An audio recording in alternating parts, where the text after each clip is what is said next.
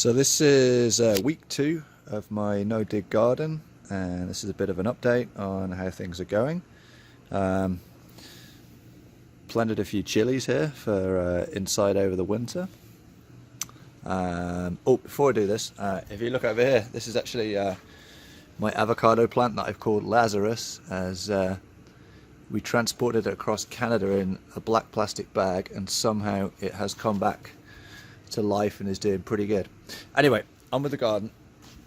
So these are bush beans that I've got coming through, and I'm hoping we can squeeze out some production from them before the end of the year. Some more here.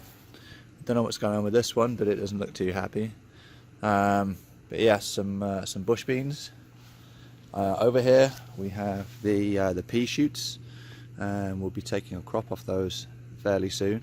I'm just getting a few weeds here from the compost, but like nothing that you can't pluck up and get rid of very, very easily like that. I mean, it's done, right? That's that whole section weeded. Coming down here we have what I'm hoping to be rocket, but it was kind of a mystery seed, so I'm not really certain about that. I can't remember if I did plant anything here, but if I did, it's not really growing. Spinach here seems to be getting a bit bigger.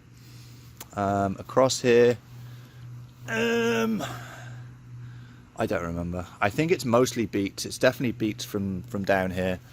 It might be kohlrabi or something like that there.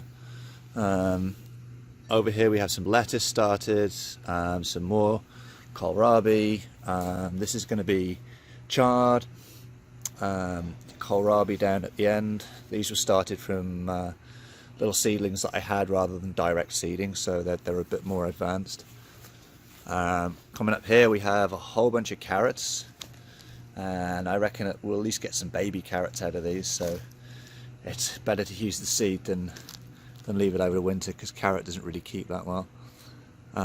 Lots of lettuce seedlings coming up here. I may well pluck some of these out and start them in some hydroponic solution, because they're pretty they do need some thinning. And then up here we have a bunch of radish, and then nothing in most of that bed, but down at the bottom there is some spinach. So moving on to the hydroponics, we have the tatsoi greens at the back, spinach at the front, some sorrel round at the side. I've been taking a lot of leaves off the spinach. Pretty much whenever I fancy some for lunch, I just come down and cut the bigger leaves off. Like this one here is ready to use. This one here. There's a few at the back there.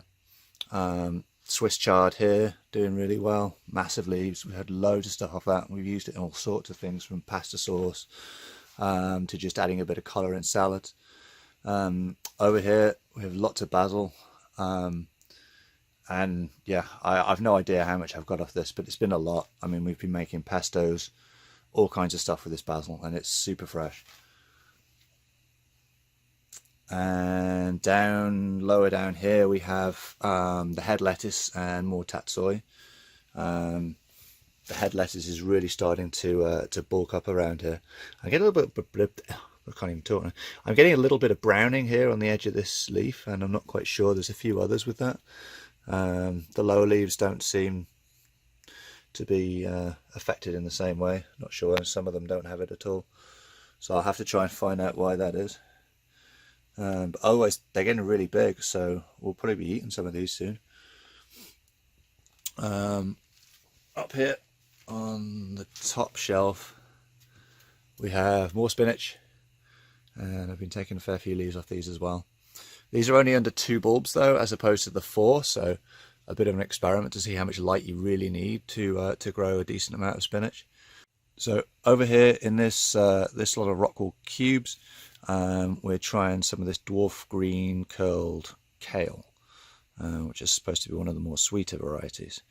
So we'll see if it germinates in the rockwool, and if it does, great. If it doesn't, I'll try it in the fine potting soil first and see if I can just transplant them like I've been doing with the spinach, and putting them in with the hydroton pebbles.